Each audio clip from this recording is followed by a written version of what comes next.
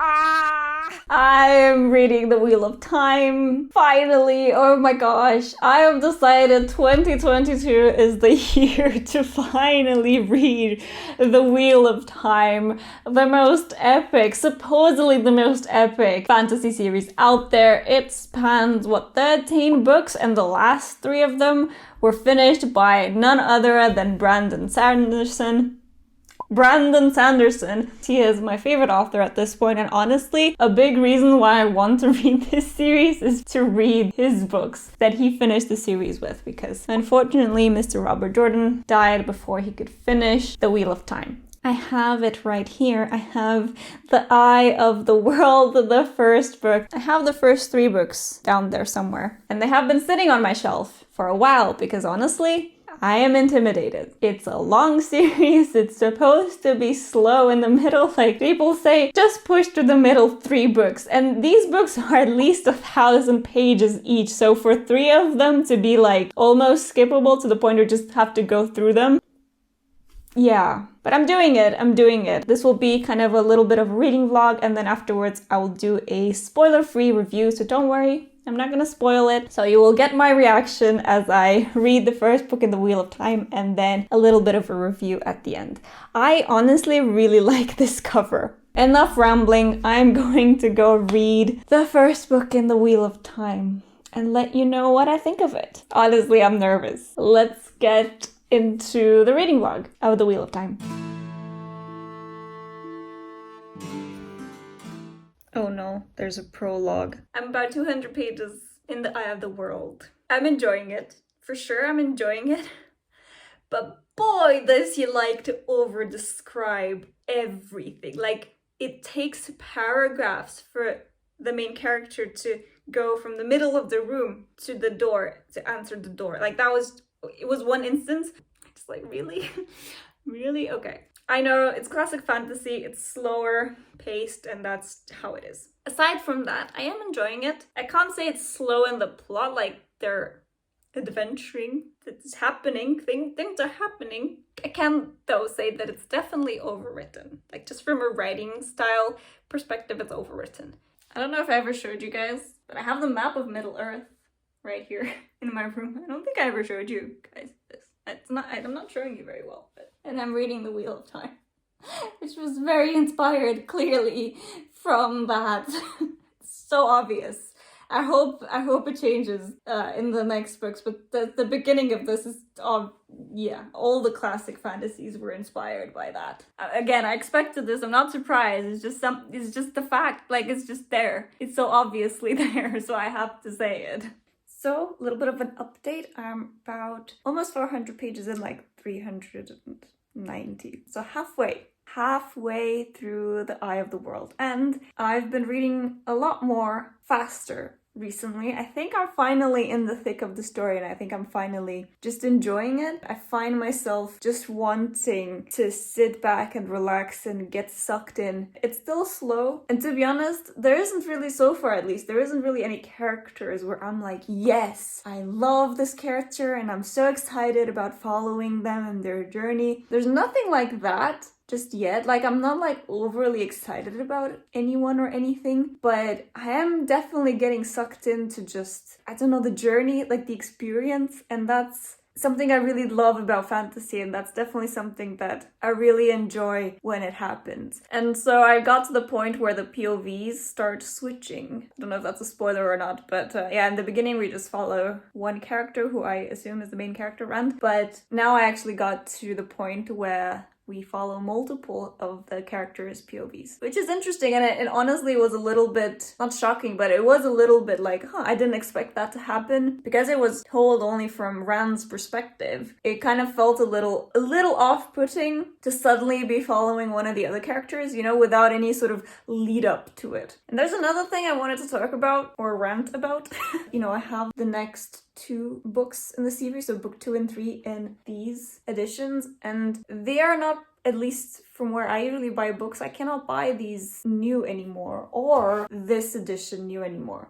And I did not like the editions that are currently being published, and so I went secondhand book shopping online to try to find the rest of the series in these editions, and I ordered the 4th book in what I thought. The listing said this exact edition. Well, what I got is this, and this is in the same edition as the first book, which I would prefer having the books in this edition. My problem is, I guess the series is such an old series that I cannot find good condition secondhand books, mass market paperbacks. And I don't know how well this picks up on camera, but the spine is really discolored and damaged, and I don't like the way this looks on my shelf. On the listing it said it was in pretty good condition. It said it had like minor shelf wear. This ain't minor shelf wear, this is severe shelf wear. You can barely tell the title. But like, just look at how this looks.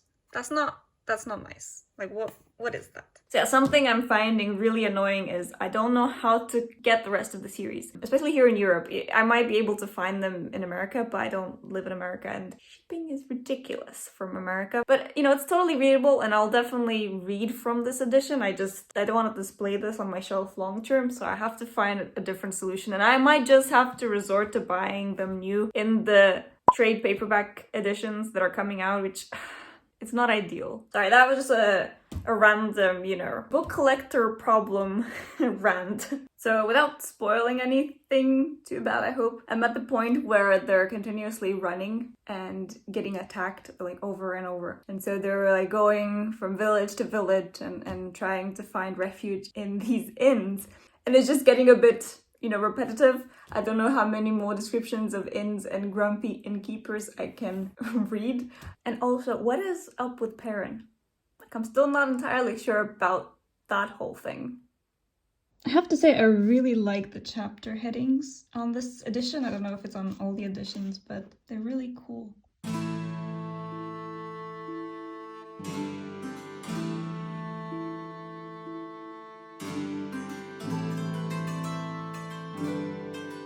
Okay, so I finished it. It actually took me a lot less time to finish it than I thought it would. It was honestly, all in all, it was quite quick, sort of easy to get through. I think I just got sucked in, like I said, and yeah, I just wanted to keep reading. I'll gather my thoughts and make a more sort of coherent little review at the end of this video. This was a journey. It was quite a journey, and I can say that I definitely enjoyed going on this journey. And yeah, I'm gonna talk about what I liked and what I didn't like in the next clip. Right, so here we are. This will be my spoiler-free review of The Eye of the World by Robert Jordan, the first book in the Wheel of Time epic fantasy series. So if you watch the reading vlog portion of this video, I think you could tell that I definitely enjoyed this book, but like I said, it's not perfect. So we're gonna go over some pros and some cons, and I'll try to be quick. I don't want this video to be really long. Let's just start with a pro. This is such a classic epic fantasy quest type adventure. It's a very well-known, familiar, getting a ragtag team of adventurers together and going on an epic quest. And that's what a lot of this first book at least is, and I love that. I've said before that the Fellowship of the Ring is my favorite of the Lord of the Rings parts because I love beginnings of epic quests, and I love that trope so much. At least the first half of this book is essentially that trope. It's essentially a retelling of Fellowship of the Ring.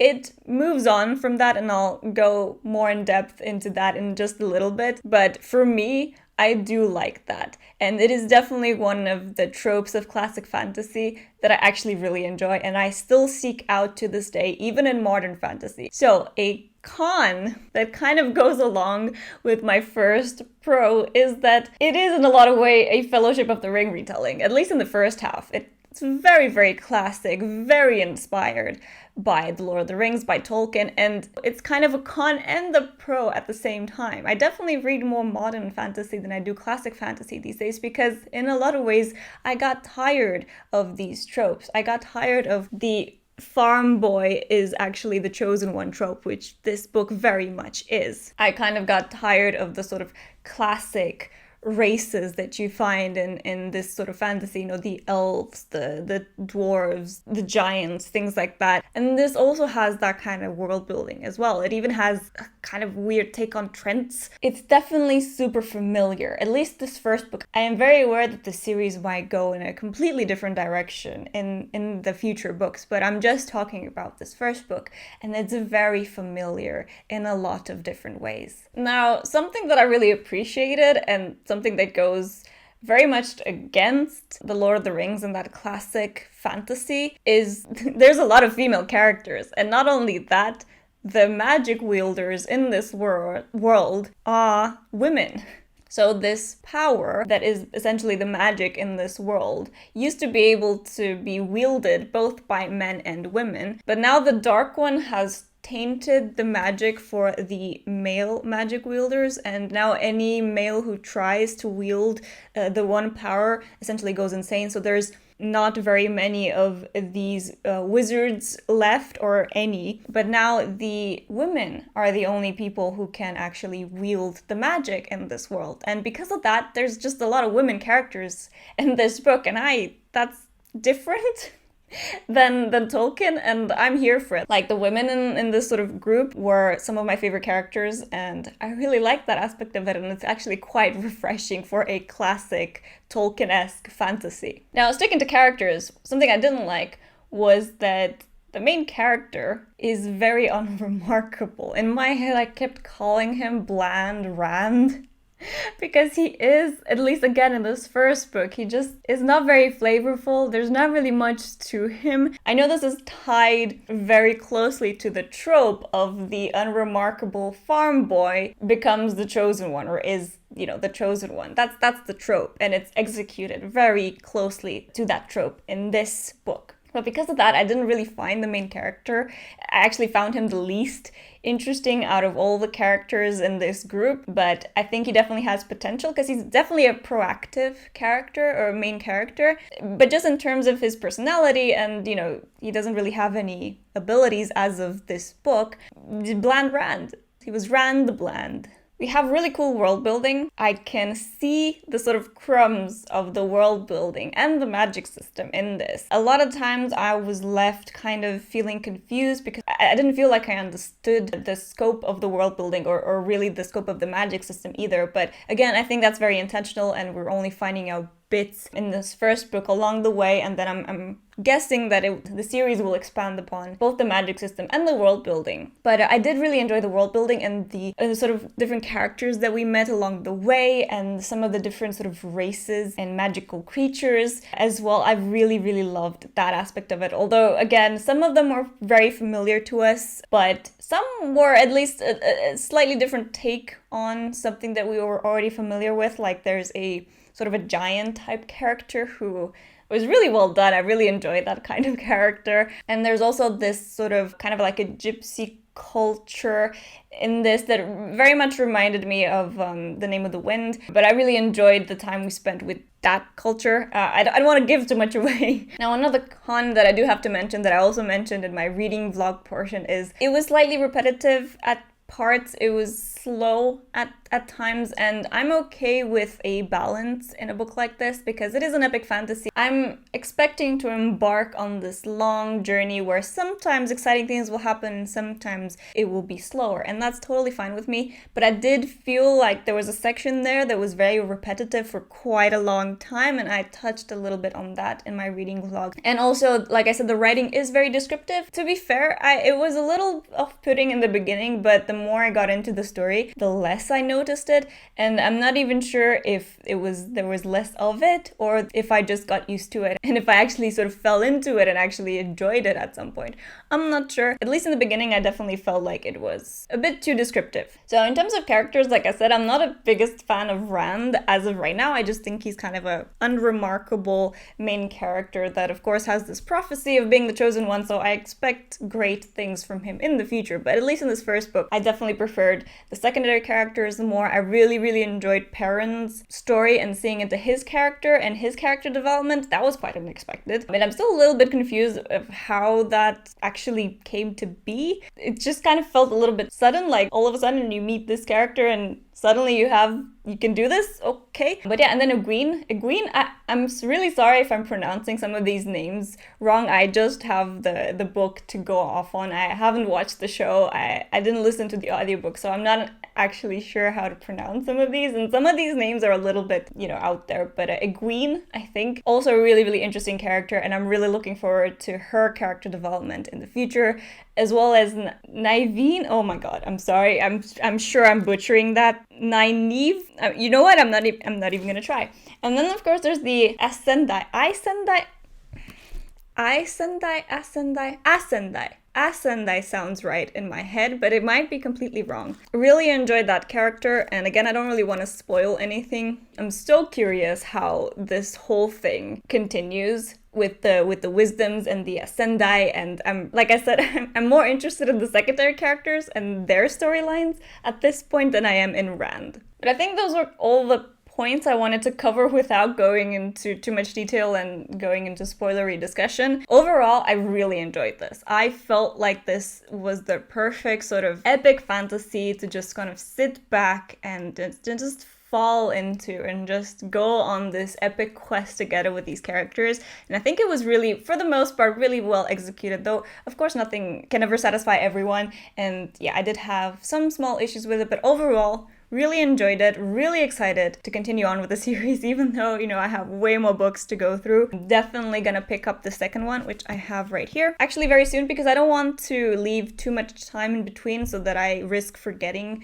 details. So I'm definitely going to pick up the second one very soon, and maybe even the third one this year as well. I'll let you know how that goes, and I might make a review for the next books in the series as well, if you're interested. But yeah, I hope this was helpful to anyone wondering if it's worth starting on the epic adventure that is the Wheel of Time, because in my opinion, I think so. I was very intimidated by the series, like I mentioned in the intro of this video. I don't know why, I just had it in my head that, it's such a long series and it's so overhyped that A, I'm afraid I'm not gonna like it, and B, I was just intimidated by just the sheer size of it, and also hearing that, the middle, it gets really slow and just push through it. But I definitely ended up enjoying the time that I spent with these characters, and it went faster. It went by faster than I thought it would. Thank you so much for watching. Do let me know your thoughts on The Eye of the World if you have read it, or the entire series if you have read it. Otherwise, check out some of my other reading vlogs over here. And I also have a video about the best books that I read in 2021 if you're new to my channel and you want to know what else I like to read. Otherwise, I hope you have a great day, and I'll see you next time in a new video. Bye!